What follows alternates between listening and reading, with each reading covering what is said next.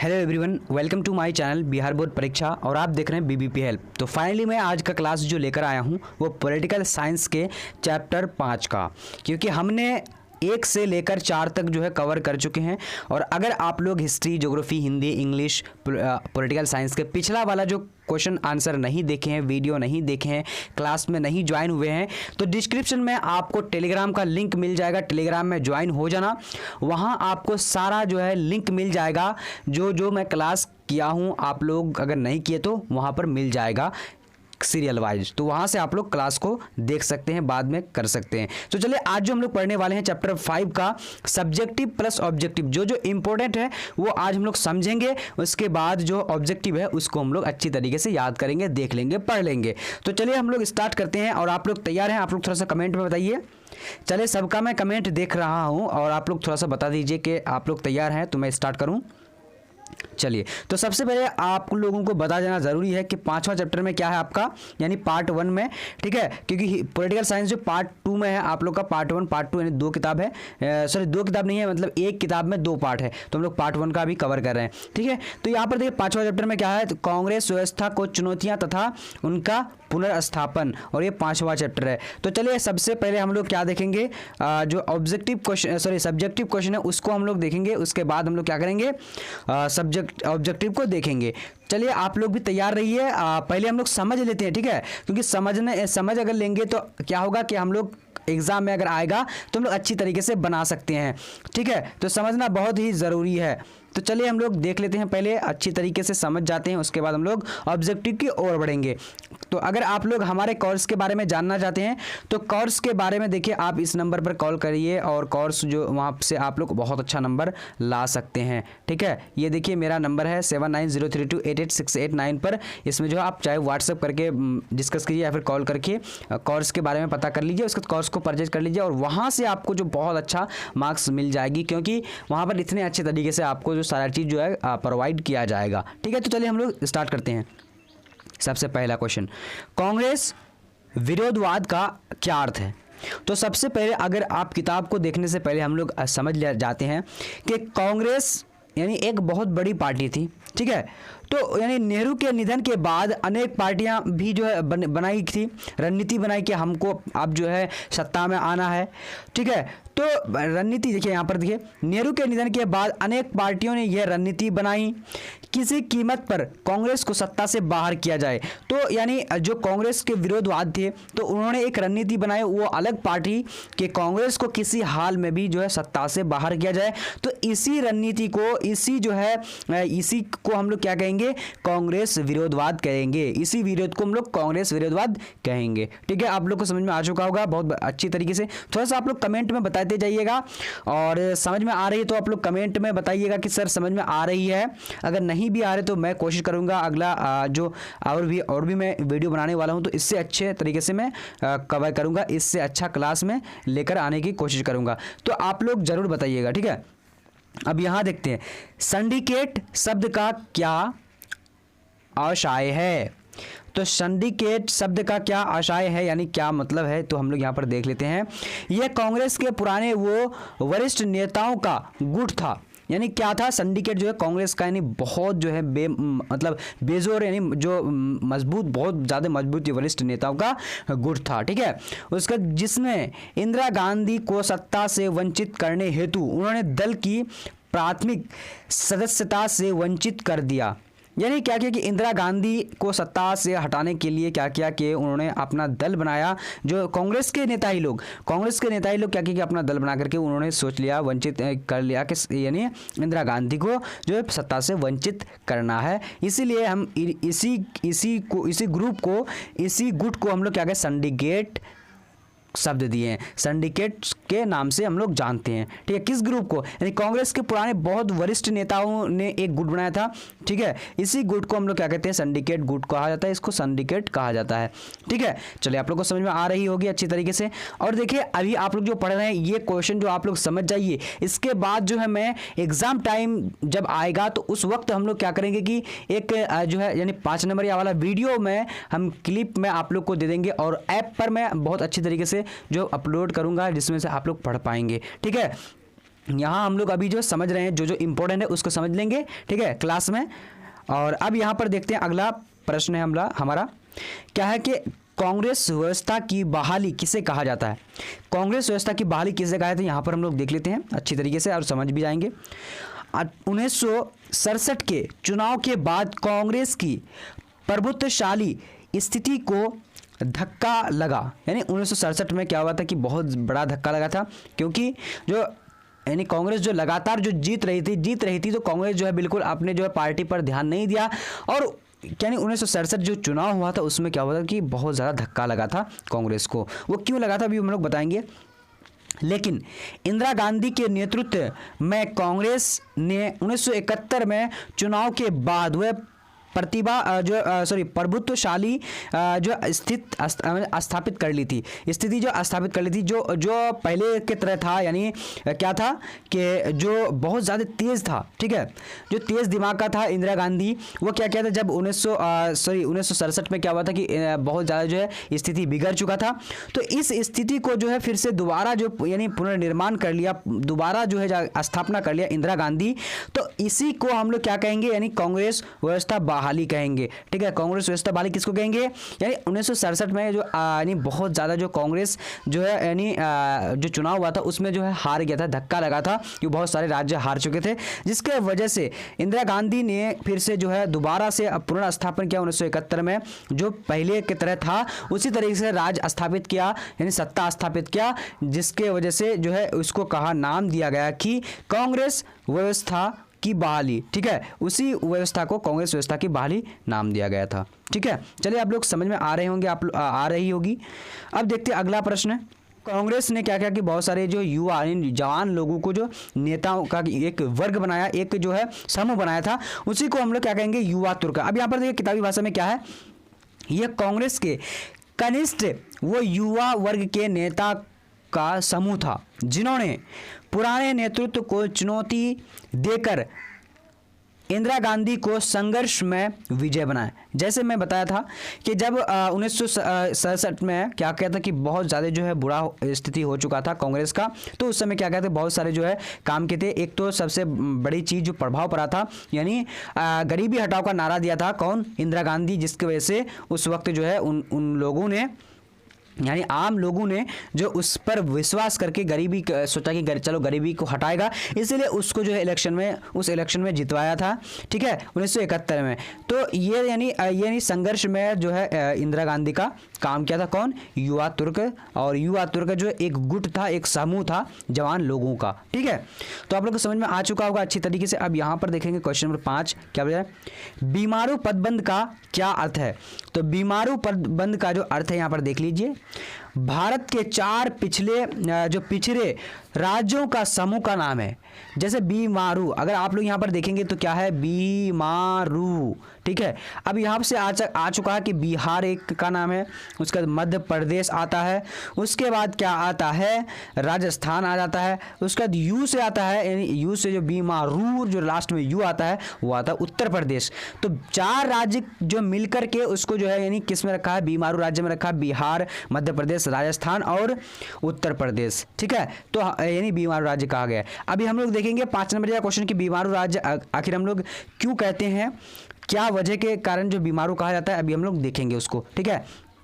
अब यहाँ देखिए, जाकिर हुसैन की मृत्यु के पश्चात भारत के 2 राष्ट्रपतियों के नाम लिखे। तो जब जाकिर हुसैन जो मृत्यु हो चुकी थी उसके बाद जो 2 राष्ट्रपति का नाम लिखने के लिए बोला है, तो यहाँ पर देखिए विरागिरी, यानी इसको वीवी गिरी भी कहा जाता है, ठीक है, विवागिरी वेंकटगिरी, ठीक है, इसका शॉर्ट नाम रहेगा वीवी गिरी, ठीक है, वीवी गिरी रहेगा। तो समझ जाइएगा कि विरागिरी वेंकटगिरी, ठीक है। उसके बाद फखरुद्दीन अली अहमद था। ये दोनों जो है यानी जाकिर हुसैन के मरने के बाद जो है ये राष्ट्रपति बने थे।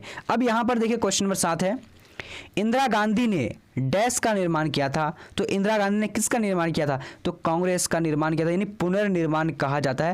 यानी जो इंदिरा गांधी ने निर्माण किया था पुनर्निर्माण, क्योंकि 1967 में जो काफ़ी जो है उन लोगों को बुरी हार हुई थी, जिसकी वजह से इंदिरा गांधी ने दिमाग लगाकर अपना जो है यानी सत्ता में आने के लिए कई तरह का जो है योजना बनाया था और वो जो पुनः निर्माण किया था। यहाँ पर देखिए उस यानी कांग्रेस का यानी क्या कि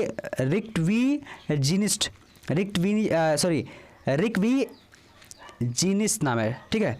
तो ये यहाँ पर हम लोग देख लिए, आप लोग भी देखिए, ठीक है। मैं अगर कहीं पर अगर जो है मिस्टेक हो जाता है तो आप लोग समझ सकते हैं, क्योंकि देख रहे हैं आप लोग भी और मैं भी देख रहा हूँ।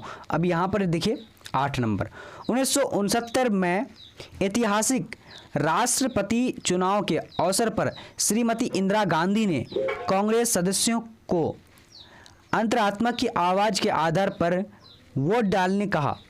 इस चुनाव में एक उम्मीदवार थे वीवी गिरी, दूसरे उम्मीदवार कौन था, यानी उसका नाम बताने के लिए बोला था, ठीक है। तो यहाँ पर देखिए ये प्रश्न तो बहुत बड़ा है लेकिन इसका आंसर बहुत छोटा है, बस नाम याद रखना है। यानी वीवी गिरी एक थे और दूसरा कौन था, तो दूसरा यहाँ पर देख लेते हैं। दूसरा जो था श्री एन संजीव रेड्डी था, श्री एन संजीव रेड्डी, ठीक है। चलिए अब देखेंगे आगे की ओर, क्वेश्चन नंबर 9। तो 9 नंबर यहाँ पर हमारा क्या बोला जा रहा है, कह रहा है कि 1969 का चुनावी परिणाम राष्ट्रीय राजनीति में भूकंप के तौर पर क्यों जाना जाता है।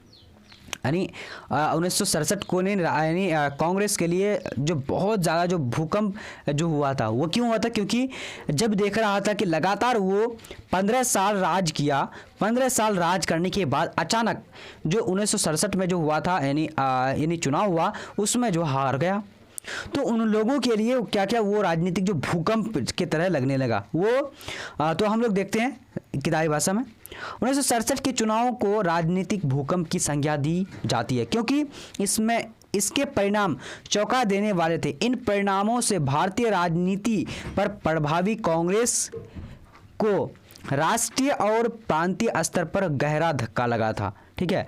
वो क्यों, क्योंकि जो 1967 में हार हुई थी, ठीक है, बहुत सारे राज्य में, प्रांत में, ठीक है, इसीलिए इसको क्या कहा गया था, यानी भारतीय राजनीति के भूकंप के नाम दिया गया था, ठीक है। अब यहाँ देखिए गरीबी हटाओ का नारा किसने दिया था, ये देखिए कितना बार पूछा गया। तो गरीबी हटाओ का नारा आप लोग को तो अच्छी तरीके से आता होगा, जल्दी जल्दी बताइए, आप लोग जल्दी जल्दी बताइए कमेंट सेक्शन में। मैं देख रहा हूँ आप लोग का कमेंट कि कितने सारे स्टूडेंट कमेंट में जवाब दे पा रहे हैं। गरीबी हटाओ का नारा किसने दिया था, चलिए मैं बता दूँ आप लोगों को कि अगर आप लोग कोर्स को नहीं परचेज किए तो कोर्स जो आप लोग को 349 में मिलने वाली है, इसमें आप लोग को क्या क्या मिलेगा मैं बता दे रहा हूँ। PDF, notes, important question, practice set, test series, उसके बाद गेस पेपर, मॉडल पेपर, और आप लोगों को जो है यानी इस बार जो शुक्रवार को, जो अभी शुक्रवार आ रही है आ रहा है, शुक्रवार में क्या होगा कि टेस्ट होगा। और जो बच्चे हमारे पास जो कोर्स को परचेज किए, अगर उनमें से कोई भी स्टूडेंट जो टॉप कर जाता है तो उनको जो है पैसा जो आधा वापस कर दिया जाएगा। तो अगर आप हमारे कोर्स में इंटरेस्टेड हैं तो आप हमको इस नंबर पर जो कॉल कीजिए, ठीक है, 7903288689 पर। देखिए कोर्स को तो बहुत जो ओनली फॉर 349 में जो है मिल रहा है, लेकिन वहाँ पर आपको अगर आप अच्छे रिस्पॉन्सिव नंबर जो लेकर आ जाते हैं तो आप 349 की जगह आप जो है 349 लोगों का जो है आप दिल को जीत जाएंगे, और आप जो है एक जो है मोटिवेशनल के तौर पर आपको देखेगा लोग, ठीक है, कि इस बच्चे का इतना नंबर आया, वो कैसे आया, वो पढ़ा तब आया। तो आप लोग ये मत देखिएगा, ओके। चलिए तो हम लोग आगे देख लेते हैं। अब यहाँ पर देखेंगे अगला प्रश्न, गरीबी हटाओ का नारा कब दिया था, 1971 में दिया था। ये ऑब्जेक्टिव आपका बनता है, किसने दिया था गरीबी हटाओ का नारा, तो यहाँ पर देख लीजिए इंदिरा गांधी ने जनता को लुभाकर सत्ता प्राप्त करने के लिए इस नारे का प्रयोग किया था। कौन, इंदिरा गांधी। गरीबी हटाओ का नारा दिया था और लोगों को कहा कि चलो अगर तुम क्या करते हो, हमको जिताते हो तो हम गरीबी को दूर कर देंगे, बिल्कुल दूर कर देंगे। वो कब दिया था, 1971 में दिया था, ठीक है। गरीबी हटाओ का नारा कब दिया था, तो 1971 में। किसने दिया था, तो यानी इंदिरा गांधी ने। वो क्यों दिया था, यानी सत्ता हासिल करने के लिए, और कुछ काम भी किया था इंदिरा गांधी, ऐसा नहीं कि काम नहीं किया था, काम भी किया था, गरीबी हटाओ के लिए वो काम किया था, ठीक है। चलिए अब हम लोग आगे देखेंगे, क्वेश्चन नंबर 11 है, ठीक है। 11 नंबर क्या कह रहा है कि किस आम चुनाव के द्वारा भारतीय परिदृश्य में गठबंधन की परिघटना सामने आई थी। ठीक है, किस आम चुनाव में यानी क्या हुआ था कि भारतीय परिदृश्य गठबंधन की जो है परिघटना सामने आई थी, किसमें, यानी 1967 में, क्योंकि 1967 में जो एक नया पार्टी जो है सत्ता हासिल किया था। ठीक है, अब यहाँ देखिए क्या है कि 1967 के चुनाव में गठबंधन की परिभाषा सामने आई थी। ठीक है, तो हमने जैसे जैसे आप लोगों को बता रखा है वही आपको किताबी भाषा में मिल रहा है। ठीक है, और वो भी मैं किताबी भाषा में पहले मैं पढ़ चुका हूँ, तब आप लोग को अच्छी तरीके से समझा करके बता रहा हूँ। दल बदल कानून किस वर्ष लागू किया गया था? तो दल बदल कानून जो किस वर्ष लागू किया गया था? तो 1885 में। अब यहाँ पर दल बदल क्या है? दल बदल यानी कोई भी जो है, यानी मान लिया अगर कांग्रेस के बहुत सारे नेता है, ठीक है, अब मान लिए बहुत सारे नेता है, अब एक नेता को या फिर दो नेता को अगर अच्छा नहीं लगता है इस दल में रहने का, मान लीजिए उसको अधिकार नहीं दिया जाता है सारा चीज का, तो वो क्या करेगा, अपना दल को बदल करके अलग पार्टी में आ सकता है। ठीक है, तो ये कब किया गया था? तो ये कब स्थापना किया गया था? तो 1985 में किया गया था। ओके, चलिए अब देखेंगे आगे की और क्वेश्चन नंबर हम लोग अगला। देखिए ये इंपॉर्टेंट क्वेश्चन है, ये आप लोग को पढ़ना बहुत ही ज़रूरी है। ठीक है, इस क्लास में अगर आप लोग हैं तो इस क्वेश्चन को देख करके जो है बहुत अच्छा जो है, मतलब क्योंकि ये देखिए अभी अगर आप लोग क्वेश्चन पेपर को देखिएगा तो इसमें आपको अथवा में बहुत बार पूछा गया, बहुत सारे स्टूडेंट क्या करते हैं कि पूछा जाता है लेकिन उस क्वेश्चन को पढ़ते नहीं है, तो इससे जो है 5 नंबर उसका छूट जाता है। ये 5 नंबर का पूछा जाता है। ठीक है, अब यहाँ पर देख लेते हैं, उसके बाद हम लोग क्या करेंगे, ऑब्जेक्टिव क्वेश्चन में जाएंगे। ठीक है, गरीबी हटाओ की राजनीति व्याख्या करें। अब ये भी इस तरह का अथवा में पूछा जाता है, गरीबी हटाओ की राजनीति का वर्णन कीजिए। अब यहाँ पर देखिए उत्तर में देख लीजिए, गरीबी हटाओ की राजनीति जिसे कांग्रेस पार्टी ने 1971 के फरवरी माह में लोकसभा के 5वें आम चुनाव के लिए उत्पन्न किया था, इसने कांग्रेस पार्टी की पुनः राजनीतिक शक्ति हथियाने में मदद की। यानी गरीबी हटाओ का नारा जो दिया था, यानी किसने दिया था? तो 1971 में यानी इंदिरा गांधी ने दिया था। वो क्यों दिया था? क्योंकि जब 1967 में जो यानी आम चुनाव हुआ था उसमें यानी बहुत बड़ा धक्का लगा था कांग्रेस को। ठीक है, तो कांग्रेस को जब धक्का लगा तो कांग्रेस के सभी नेताओं ने मिलकर एक योजना बना रहा था कि देखिए सबसे बड़ी चीज़ जो है हमारी समस्या क्या है देश में, अगर उस समस्या को अगर हम लोग खत्म करेंगे तो हम जो है दोबारा से अपने राज्य को, अपने शासन को स्थापित कर सकते हैं। तो वो किस तरीके से? तो डायरेक्टली उन्होंने क्या किया, डायरेक्ट एक नारा दिया था, गरीबी हटाओ नारा, कि अगर हम लोग गरीबी हटा देंगे तो हम लोगों का देश बहुत जो है अच्छा होगा। और इससे काफ़ी प्रभावित हुए लोग, काफ़ी प्रभावित हुए जो आम लोग थे, वो सोचे कि चलो गरीबी को हटाएंगे, ये अच्छी चीज़ है, अच्छा चीज़ है, जिससे हम लोगों को अच्छा लगेगा, अच्छा रहेगा। तो चलो अब क्या करें कि इंदिरा गांधी को फिर से दोबारा जो है यानी वोट देंगे और जिताएंगे। तो यानी ये इसीलिए जो है यानी दिया था। ठीक है, तो आप लोग समझ चुके होंगे। ठीक है, तो उसके बाद इस नारे ने कांग्रेस पार्टी को भारी विजय दिलाया। देखिए इस नारे का उद्देश्य समाजवादी व्यवस्था को व्यापक स्तर पर लागू करना था। राज्य का हर क्षेत्र हस्तक्षेप बढ़ गया, निजी क्षेत्र केवल नाम का ही रह गया। यानी जो सरकारी चीज़ थी वो काफ़ी जो आगे बढ़ा था, क्योंकि सरकार ने उस चीज़ को गरीबी हटाओ के लिए आगे किया था। ठीक है, तो ये इससे जो है जीत भी मिली थी। बहुत बढ़िया, आप लोग समझ रहे हैं, अच्छी तरीके से समझ चुके हैं। देखिए समझने से अच्छा है। ठीक है, आप लोग समझ लीजिए, क्योंकि समझेंगे तो आप जो दोबारा से आप उसको अच्छी तरीके से लिख सकते हैं। अगर आप रटेंगे किताब का तो आप अगर नहीं समझेंगे तो आपको दिक्कत करेगी एग्जाम में कि आखिर क्या लिखेंगे, किस तरीके से लिखा जाएगा। इसके बाद हम लोग क्या करेंगे, ऑब्जेक्टिव क्वेश्चन को पढ़ेंगे। अभी आप लोग घबराइएगा नहीं, नीचे टेलीग्राम का लिंक दिया हुआ है। अगर आप लोग कोई भी क्लास जो है छोड़ चुके हैं या फिर जो है अभी तक क्लास नहीं कर पा रहे हैं तो आप लोग टेलीग्राम में हर हाल में जुड़ जाना, क्योंकि टेलीग्राम में क्लास होने से आधा घंटा पहले आपको लिंक भेज दिया जाता है। ठीक है, ताकि आप क्लास करने के लिए रेडी रहो और हर चीज़ न्यूज़ रिलेटेड सारा चीज़ आपको वहीं पर मिल जाती है। अब यहाँ पर देखेंगे क्वेश्चन नंबर 11, बीमारू राज्य का क्या अर्थ है? तो बीमारू राज्य का क्या अर्थ होता है? यहाँ पर देखिए, बीमारू राज्य से आप असहाय ऐसे राज्य से हैं जहाँ लोगों को जीवन यापन करने हेतु न्यूनतम भोजन वस्त्र यानी न्यूनतम क्या होता है कि जो बीमारू राज्य है, थोड़ा सा हम लोग अपने भाषा में समझ जाते हैं, उसके किताबी भाषा देखेंगे। देखिए ऐसे राज्य जहाँ लोग जो है लोगों को बहुत न्यूनतम जो जीवन यापन के लिए न्यूनतम बहुत ज़्यादा कम सुविधा मिलती है। उसके बाद जो बहुत सारे ऐसे लोग होते हैं जो पड़े यानी पुराने फटे पुराने कपड़े पहनते हैं, ऐसे जो लोग होते हैं कि भीख मांगकर अपना पेट भरते हैं, उसके बाद क्या है किसी के फेंके कपड़े को वो पहनते हैं, ठीक है, और कहीं पेड़ों के नीचे अपना जीवन यापन या फिर जो गंदी बस्तियों में रहकर जो अपना जो जीवन यापन करते हैं, तो उसी को हम लोग बीमारू राज्य के नाम से जानते हैं। अब बीमारू राज्य में कितने राज्य आते हैं? देखिए बिहार, उत्तर प्रदेश, राजस्थान और क्या है उत्तर प्रदेश आते हैं, मध्य प्रदेश, राजस्थान, उत्तर प्रदेश, ठीक है।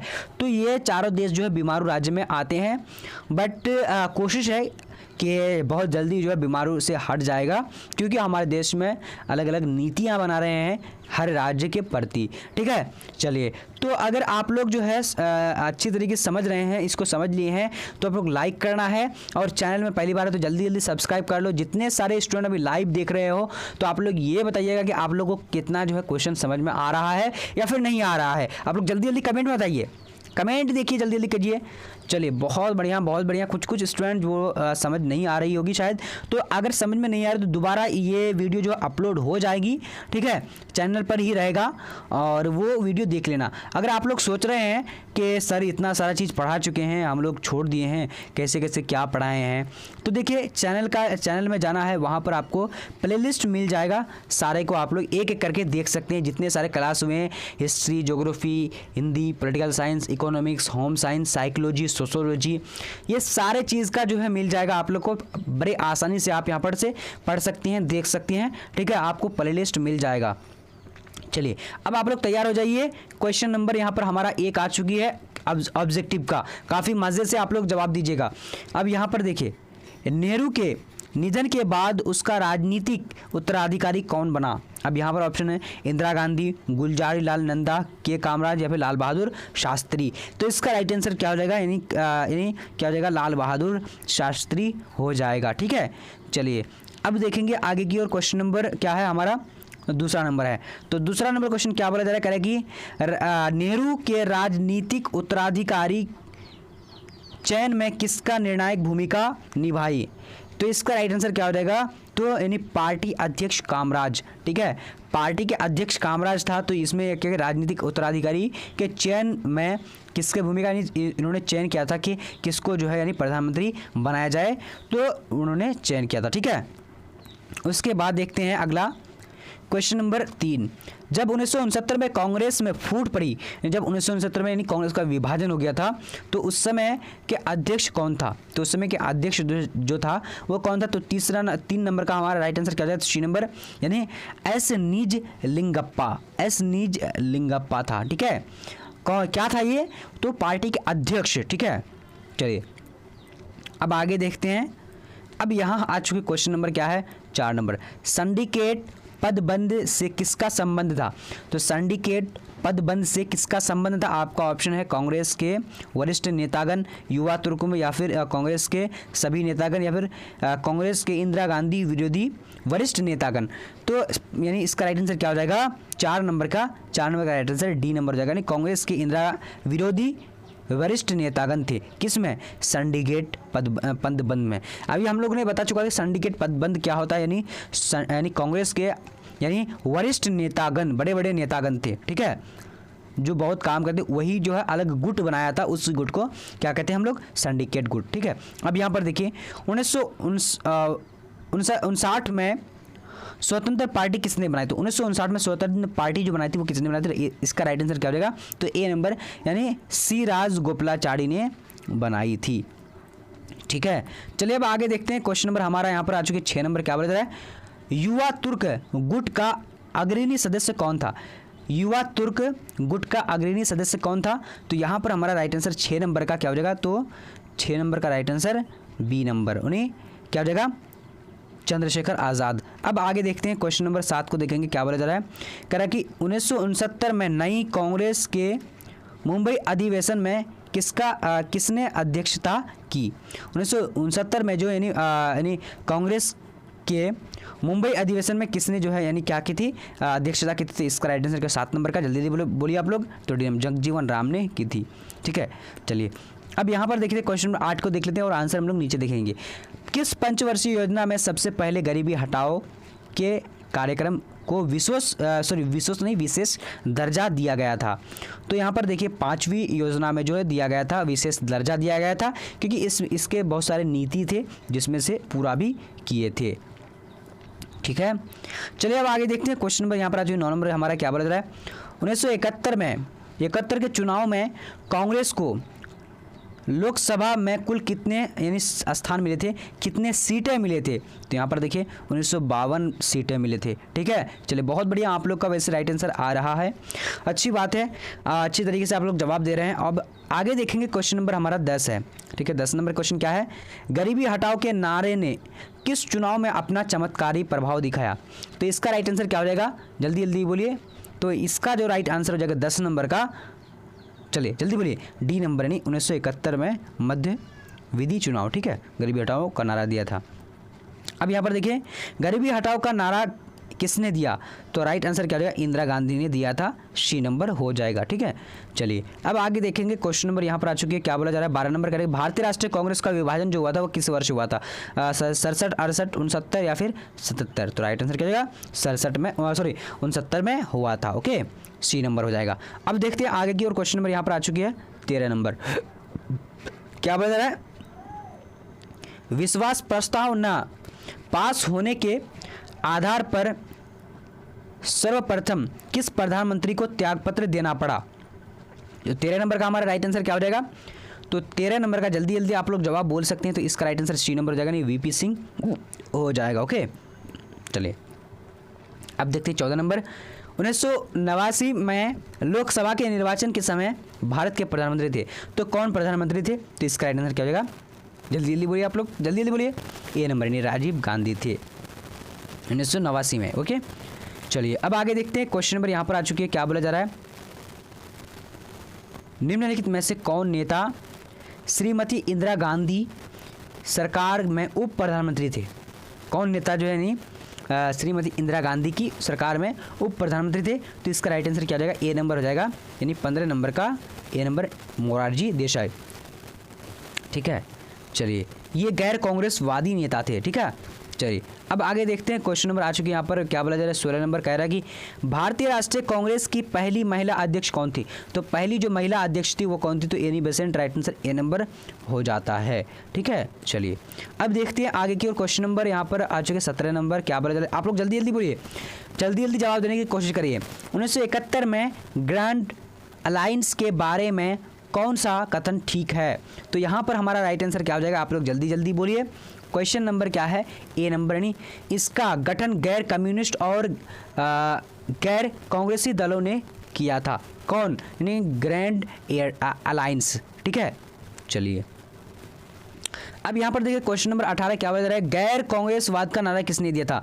तो गैर कांग्रेसवाद का नारा किसने दिया था? यानी राम मनोहर लोहिया ने दिया था। ठीक है, अब आगे देखते हैं क्वेश्चन नंबर यहाँ पर आज 19 नंबर क्या बता रहा है, 1971 के आम चुनाव में इंदिरा गांधी ने कौन सा नारा दिया था? चलिए तो इसका राइट आंसर क्या हो जाएगा, तो बी नंबर यानी गरीबी हटाओ का नारा दिया था। अब आगे देखेंगे क्वेश्चन नंबर हम लोग देखेंगे 20 नंबर। तो 20 नंबर क्वेश्चन क्या बता रहा करेगी, कांग्रेस फॉर डेमोक्रेसी के संस्थापक कौन थे?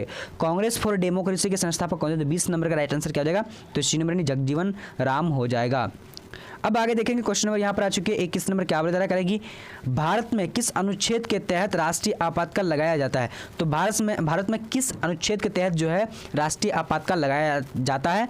तो ये आपातकाल क्यों लगाया जाता है? मान लिया किसी राज्य में, अगर किसी राज्य में क्या होता है कि बहुत जो है यानी अच्छी ढंग से नहीं चला पाता राज्य को, और राज्य को ढंग से अगर नहीं चलाता तो क्या करता है कि जो सरकार होती है वो सरकार क्या करती थी, उस राज्य में जाकर के यानी अनुच्छेद 356 के तहत आपातकाल लगा दिया जाता है। आपातकाल लगाने से क्या होता है कि यानी जो केंद्र सरकार होती है वही सरकार उस राज्य का देखभाल करता है और जो है यानी दोबारा से इलेक्शन कराता है उस राज्य का। ठीक है, तो हम लोग आज यहाँ पर 21 क्वेश्चन को जो है देखे हैं।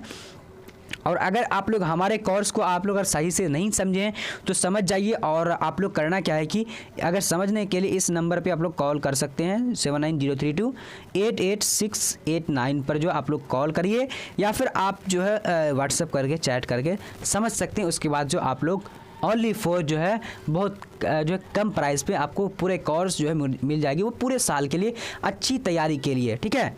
चलिए, तो जो भी हमारे स्टूडेंट जो अभी तक कोर्स को परचेज कर सकें तो वो शुक्रवार के दिन तैयार रहेंगे एग्ज़ाम के लिए। और आप लोग को एक बहुत बड़ा ऑफर, जो बच्चे टॉप करेंगे तो उसका जो है दोबारा अगर मान ली कोर्स को परचेज कर चुका है, अगर वो टॉप करते हैं तो उसका जो पैसा वापस कर दी जाएगी, यानी 50%। ओके, चलिए, तो आज का हम लोग क्लास इतना ही तक करेंगे और फिर आप मिलेंगे हम लोग अगले क्लास में शाम 7:30 बजे।